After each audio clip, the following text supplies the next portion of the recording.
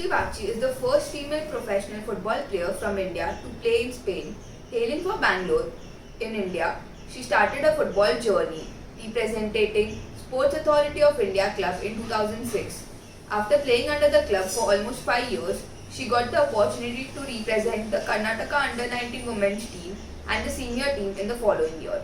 In 2012, she decided to take a huge step in terms of elevating her football career.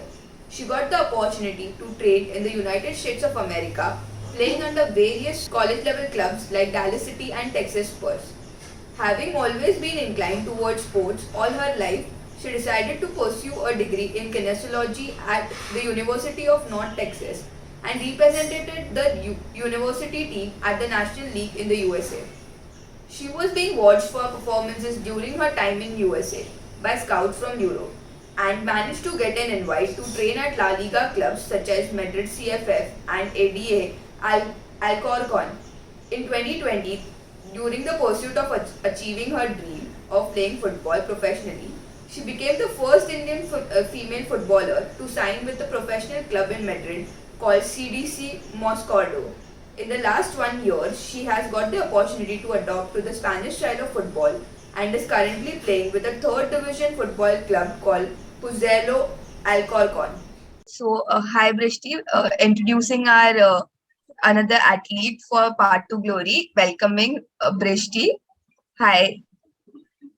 Hi, thank you so much. So, we'll start with the interview questions. Yes. As we all are aware, football in India is at developing stage even today. So, how did you get into professional football? And was football your first sport as a kid? So football was part of many other sports as a kid. So I used to play a lot of other games and until much longer. But it was part of one of my games, and like after 6, 7, 8, it became one of the main games. And in terms of like playing professionally, I mean, women's football is very underfunded still. So it's, like whatever the definition of professionally means, like I still play for a living. So by that definition, I guess it makes sense. But yeah, like I have to work part time, I have to study and keep, most of the girls over here, like they practice at night because we all have to maintain a day job or go to college like everybody else. So yeah, so that's how it is. But how did I make it work? I mean, it's been 21 years of football, so I guess, it's a long story, but I was in the US for 6 years after playing in India. And I think the main thing is I just couldn't stop playing. And that's what made it work in the end is I just was not willing to live a life without football. So Agreed. We can see that you reached great heights following football. Life is about choices, and we are what we choose to be. And you choose to be a footballer above everything else. What made you believe that traveling abroad was the right choice for your football journey? right. So I didn't think traveling abroad specifically was the right choice. I think the right choice was to not stop playing and to figure out a way to continue playing, and that took me abroad. But it wasn't based on leaving the country or anything like that. It was based on trying to balance out education and sports. And I'm still doing that till today. Like I still study part time, I work part time, and I play full time. So So, from United States of America to Spain, we would like to hear your football journey abroad. So, how uh, did you like? It's a very big switch playing in United States and then coming to Spain. Playing yeah, style of football is also very different in both the countries. So, how did that yeah. happen? Uh, well, how basically my visa kind of got over in the US. That was the first part of it. But it Second, kind of helped you, right? yeah, Going from US to Spain. looking back, it did. Like back then, I was like, dang it, now what do I do with my life? But because I always wanted to continue playing, but I got offers here in Spain, and I took them. But to be honest, like it took me a year and a half to almost 2 years to kind of a year and a half at least to get used to Spanish football, like the system, get my paperwork done. get learn bits of the language at least to manage on the field because the coach is speaking Spanish. And a part of the work I'm doing is I'm working at this language college program. It's like a college, and I am helping them kind of develop their football program. And a lot of the clubs over here actually are interested in players like me from India and Asia and South America and all of that. So my goal is has become to kind of help other players like me to kind of get to where I am or even like similar. And to be able to play in Spain, you need a Spanish. You need some basic Spanish. You cannot play with English because not only does it affect like your, and this is something like part of your question as well. Like when I first got here, like the coach would say yellow or blue, for the cones, and I would run completely opposite direction. Like he'd be like amarillo, and I'll run to azul, or he'll be like verde, and I'll run to negro, and I'm like, this can't keep happening. So I forced myself to pick up more Spanish because of that, especially the football vocabulary. And then like the coaches speak in Spanish, so a lot of the times I don't understand. I have to watch and learn. And this was in the beginning. And then what is more interesting is for me later on is I learned Spanish, but I wasn't thinking in Spanish. So even if the coach, like if he would do like odds and evens, like he'd be like odds run this way, evens run that way. So that's like par and impar. So I'm like, okay, I can do that. Like just listen to the last number and then you're good to go. But then he's like 233 minus 5 in Spanish. Okay, so it's like 233 menos 5. And I'm like, what? That's not fair. Like I get it. like so they're forcing you to think in Spanish as well and build your reaction speed based on the language, which is mad. Which is when I realized, like, damn, not only do I have to learn Spanish, but I have to think and react in Spanish, In which is an Spanish, correct. entirely different concept compared to doing it in English. So if like coach is saying like abajo or lateral, it's like you have to follow the instructions, not just like in your own time, but in that fraction of a second while you're playing. So that was what I started working on more after that. And then, that's when I realized like, look, if I can improve my reaction time in Spanish and understand the tactical, system, then I'm going to make a bigger difference than just being a good Correct. player who's technically good but doesn't understand anything on the field. So part of the work I'm doing actually is helping bring other players from India and Asia or whatever to kind of like adapt to this culture and system and give them that opportunity so they can really get a good chance at this and not have to like make the same mistakes that I made coming here. No, it's a really great job that you're doing. You're helping out other people also. And actually, you have experienced it yourself. So you know what things people need when they come from abroad and start playing or studying in some other country. COVID has had a huge impact in everyone's life, Yeah. especially their mental health. Being away from home, how did you cope up with all the restrictions? And did it keep you away from the game? Oh yeah, that was crazy. I mean, it's just crazy for everybody. But I was kind of stuck in Spain alone in an apartment. For Huh. 6 months, we were locked in. So that was something I never expected that I'd be doing in my life. Okay. Uh, So you were like alone, or do you had some other player or roommate with you? Crazy because like there's this one girl who was there for a while, but she left. She was from the UK, so she figured a way to go back. And I was like just stuck in the center of Madrid with like no club, like nobody, like literally nobody. Like there was nobody. It was I would go out for groceries and it was empty. Like Gran Via, which is like one of the biggest, most popular streets in Madrid, was empty. There was nothing. There was just cops hanging around here and then I would just look at them. I was like, going for a walk. Please do not say anything to me. I'm just trying to keep saying, keep my sanity together. And I would go to the grocery store that was the furthest away just to walk more and be away from like my house. Like there was this shopping center right next to my house, but I would go to the one that's like 3 kilometers away just to walk. And they were like, "Where are you going?" I'm like, "To the grocery store." I'm like, "Which one?" I'm like, "I want to go to Aldi. That's over there." um, so yeah, I mean, but what I found interesting was like it gave me a lot of time to reflect on what I was doing as a person, as an athlete, and as a student, and I even like got my representatives on board at that time. So gave me time to catch up on things that I was not paying attention to before. Um, but yeah, it was bad. Me without football is a disaster. Like I was kicking around in the house, taking up all sorts of challenges on social media. Just like I was trying to freestyle football because I don't do that much. But I was like, might as well try some new tricks out. At least I had a ball in the house. I Yeah. was trying to keep my diet, but I wasn't eating much because I wasn't training much. So it was kind of crazy. And mentally, it was really really bad. But luckily, I had a good, community that I was able to at least stay in touch with. Okay, so we have a fun segment of Never Have I Ever. So basically, we'll give you some few situations, and you'll have to just answer if you have or you have not. Oh no. Okay. Okay, so starting with the first one. Never have I ever had more than one cheat day in a week.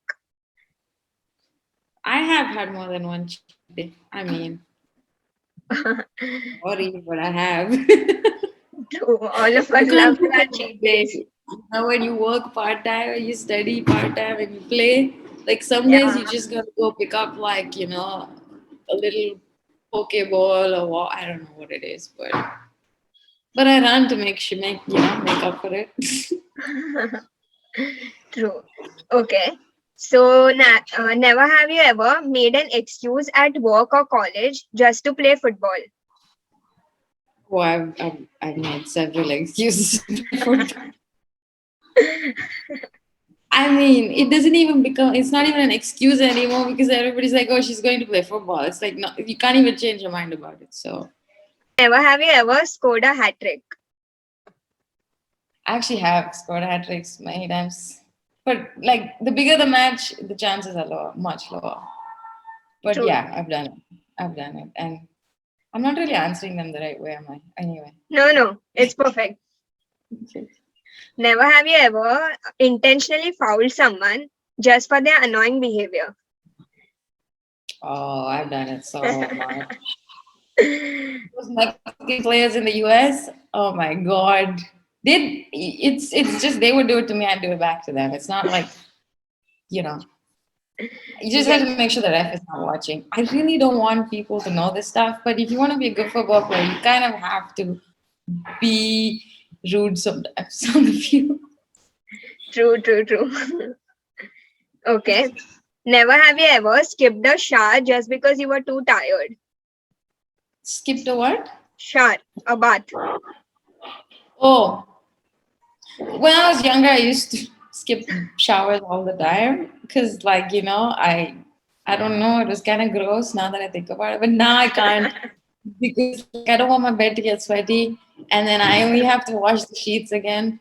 So now it's like, nah, I'll just go get a shower even if it's 5 minutes. True. Okay. Never have you ever skipped training to party or hang out with friends? I actually was telling my roommate this the other day. It's like, even if you have the biggest party in the world, I will go to practice. Because they keep, they'll invite me to stuff, every now and then. I'm like, nah, I have. And they're like, Brie, you always have practice. And I'm like, yeah, because that's just who I am. Like, I would not be a football player if this is the life that, I didn't want. But this is the life that I want. So So true. no, football always comes before any party. Like parties are boring to me anyway. Okay. So never have you ever supported a football club just because your friend supported the rival club? Oh, I think I've done that too. Any incident? Okay, Yeah. so there's an end to the Never Have I Ever segment. We have another last segment of this or that. So we'll give you two options and you will have to choose between the two. Okay. Okay. So first, the biggest question, Ronaldo or Messi? God, please. Why do you guys do this? Can I say like both of them? Or uh, no?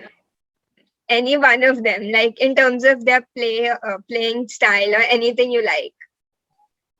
Okay, I'm going to say Messi because I've always, been a Barca fan, and he's not a Barca anymore, I know, but he's kind of the iconic Barca guy. True, true. Uh, but I like him only because, I mean, a little bit more, only because he doesn't really think too much on the ball. He just does things. And I think that inspires me a lot. It just makes me, because I study the human mind and the brain and all of that stuff. So I know like Ronaldo works his ass off. Like, and I understand that work ethic is extremely amazing. But when Messi like does something with the ball, he's not even trying sometimes. And that's why I find it so interesting from a, brain Yeah. perspective. 'Cause it's called being in a state of flow, in the flow Okay. So next is Manchester United or Manchester City. city. City. Okay. Real Madrid or Barcelona. Barca. All day. Okay. Drashti Played against Real disagrees. Madrid. I played against Real Madrid B, and it was like my personal El Clasico. I'm not even kidding. In my head, I was like, Oh. I felt like, God, I have to do something significant against these guys, even though we lost pretty badly that day. But like in my head, it was like an El Clasico. Ring football or 11 aside. um, 11 aside because I really enjoy the work ethic in 11 aside. So Yeah. junk food or healthy food. Actually, healthy food. I don't even like junk food. Like, I like a bag of Wow. chips once in a while, but I really enjoy healthy food more.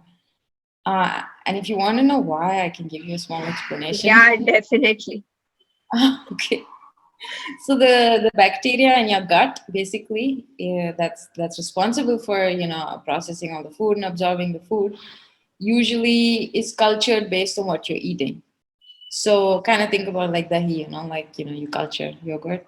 So same thing. So if you eat a lot of junk food, a lot of carbs, a lot of fatty food, you're going to develop a bacteria culture that likes that kind of food, and that is what's going to give you your cravings eventually through the brain. But if you eat a lot of healthy food, then you develop a culture that you develop, the bacteria want healthy food.